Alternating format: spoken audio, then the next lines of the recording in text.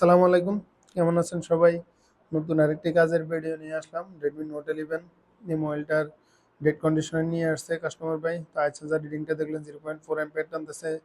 আমি ব্যাটারির ভোল্টেজটা চেক দিলাম, ব্যাটারির ভোল্টেজ ঠিক আছে। এটা ব্যাটারি কানেকশন ছাড়াও চেক দিল, অটো অ্যাম্পিয়ার টানে। তো ডিসিতে এটা 0.08% শর্ট দেখাইতেছিল।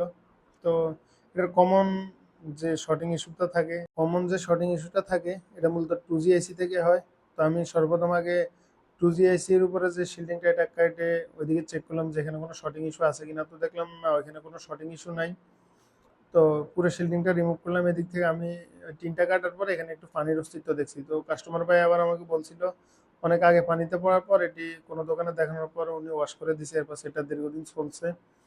তো পানিতে পড়া সেটগুলো অবশ্যই কাস্টমাররা নিয়ে আসলে আপনারা চেষ্টা করবেন সবগুলো শিল্ডিং রিমুভ করে ওয়াশ করার জন্য। কারণ অনেক সময় শিল্ডিংয়ের ভিতরে পানি, হালকা পরিমাণ পানি গেলে এগুলো বিভিন্ন কম্পোনেন্টের সাথে যুক্ত হয়ে মোবাইল ডেড হয়ে যেতে পারে কিছুদিন চলার পরে, এবং সমস্যা বিস্তর হতে পারে আইসির ভিতরে পানি গেলে।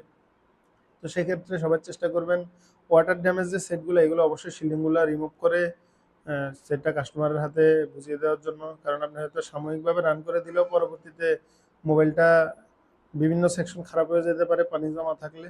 তো অবশ্যই এই বিষয়গুলো সবাই লক্ষ্য করবেন। তো আমি এই শিলিংটা ওঠানোর পর এই যে আশেপাশে কম্পোনেন্টগুলো এগুলো চেক করে দেখলাম কম্পোনেন্টগুলোতে কোনো শর্টিং ইস্যু নেই, বাট সেটা রান হইতেছিল না। অটো যে অ্যাম্পিয়ারটা ছিল কিছুক্ষণ আগে দেখলাম ডিসিতে, এই শিলিংটা তুলে রিমুভ করে ওয়াশ করার পর মূলত এই যে শর্টটা এটা ছিল না, বাট সেট রান হইতেছিল না। আবার আই চার্জার রিডিংয়ে মোটামুটি কনফার্ম ছিলাম যে শর্টিং ইস্যু আছে, হয়তো এখান থেকে না হোক অন্য কোনো জায়গা থেকে শর্টিং ইস্যু থাকতে পারে। তো যেহেতু পানিতে পড়া সেট, সেজন্য আমি পাওয়ার সেকশনের যে শিল্ডিংটা এই শিল্ডিংটা তুলে নিলাম। এই শিল্ডিংটা তোলার পর মোটামুটি এখানে পানির বিশাল একটি অস্তিত্ব দেখলাম। হয়তো বা আহ, একটি ছোট ফুটা আছে এই টিনের উপরে। নোট 11 যারা কাজ করেন তারা জানেন যে এগুলোতে পানি ঢোকার তেমন কোনো জায়গা থাকে না। তো মাদারবোর্ডের নিচের কর্নারে ছোট একটি ফুটা দিয়ে অনেক পরিমাণ পানি গেছে। ছোট ফুটা হলো অনেকক্ষণ পানিতে থাকার পরে হয়তো বা সেটটা পড়েছিল, যার কারণে পানিগুলো গেছে। আমি এই মুহূর্তে একটু আপনাদের মাইক্রোস্কোপে দেখানোর চেষ্টা করব যে কি পরিমাণ পানির এখানে আস্তরণ আছে। তো যিনি ওয়াশ করে সেট রান করে দিছে উনি যদি আগে ভালোভাবে শিলিংগুলো রিমুভ করে ওয়াশ করে দিত হয়তো বা মোবাইলের সমস্যাটা হইতো না। তো আমি সুন্দরভাবে ওয়াশ করার পরও সেটটা রান হইতেছিল না।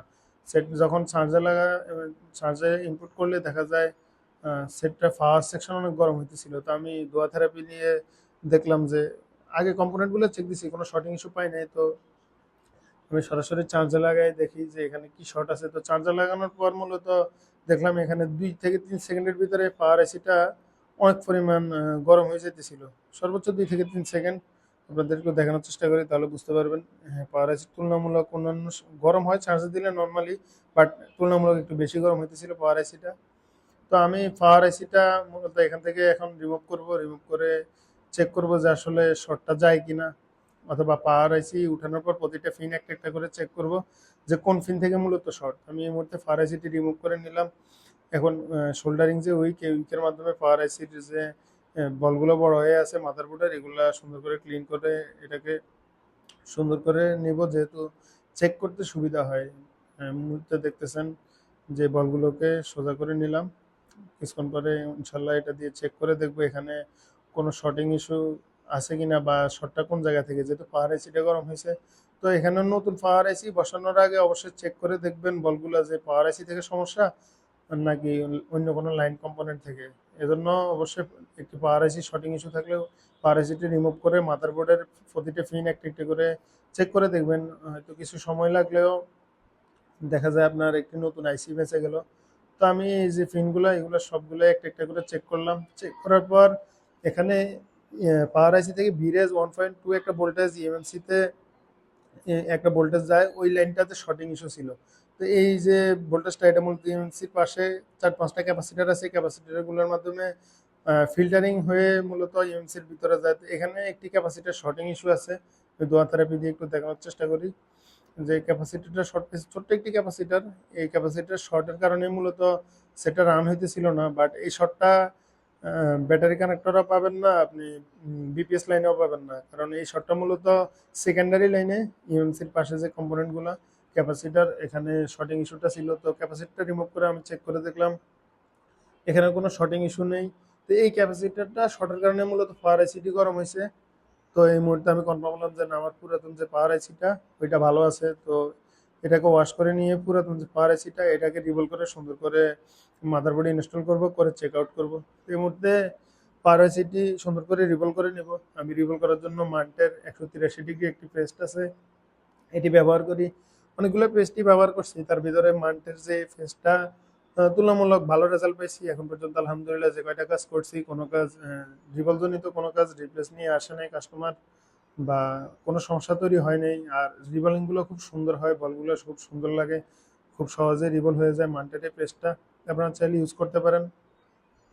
তো এই মুহূর্তে দেখতেছেন মনিটরের মধ্যে দেখানোর চেষ্টা করতেছি বলগুলো এক্সচেঞ্জ করে নিলাম। যেহেতু ছোট পাওয়ার আইসি, এটাকে এক্সচেঞ্জে বলগুলো না করলে বেশি হিট দিলে পাওয়ার আইসিগুলো ড্যামেজ হওয়ার সম্ভাবনা থাকে। তো আমি পাওয়ার আইসি হোক যে কোনো আইসি লাগানোর পূর্বে ফ্রেশ দিয়ে বলগুলোকে ভালোভাবে জাগিয়ে নিই। মাদারবোর্ডে নতুন করে আর ফ্রেশ দেওয়ার প্রয়োজন মনে করি না, এই ফ্রেশগুলো থেকে মাদারবোর্ডে গিয়ে বলগুলো এক হয়, তো দেখা যায় সুন্দরভাবে লাগে। তো এই মুহূর্তে দেখেন কীভাবে পাওয়ার আইসিটি ইনস্টল করি। কিন্তু সুন্দর করে আগে বসিয়ে নেব। মাদারবোর্ডের একটি মাপ আছে, প্রতিটি আইসি উঠানোর সময় ভালোভাবে চেক করলে হয়, অথবা স্কিমেটিক্সের সাহায্য নিলে আপনারা আর অসুবিধা হবে না। তো এই মুহূর্তে পাওয়ার আইসিটিকে সুন্দর করে বসায় নিব। দেখেন আমি 360 হট এয়ার গানের হিট এবং এয়ার 40-এর মাধ্যমে আইসিটিকে সুন্দর করে বসায় নেব। এই মুহূর্তে আইসিটি হালকা করে ধাক্কা দিয়ে দেখবেন যে বসছে কিনা। তারপর বলগুলো হালকা ধাক্কা দিলে সুবিধা হয় কি, আইসি আর মাদারবোর্ডের যে বলটা এটা একসাথে হতে মানে খুব সুন্দরভাবে লেগে যায়, যার কারণে আর দ্বিতীয়বার সমস্যা হয় না। তো মাদারবোর্ডে আইসি লাগানোর পর এটাকে সুন্দর করে ঠান্ডা করে নিয়ে আমি চেক করবো যে আমার মোবাইলটা রান হয়েছে কিনা। আলহামদুলিল্লাহ আমার মোবাইলটা রান হয়ে গেছে। তো এই মুহূর্তে মোবাইলটাতে একটু রাবার দিয়ে নিতেছি, ব্যাটারিটা বারবার পড়ে যেতেছিল। তো রাবার দিয়ে মাদারবোর্ডে ব্যাটারিটা আটকে ভালোভাবে চেক আউট করে দেখলাম আমার সব ঠিক আছে আলহামদুলিল্লাহ। আসসালামু আলাইকুম রহমতুল্লাহ বরকাতুহ।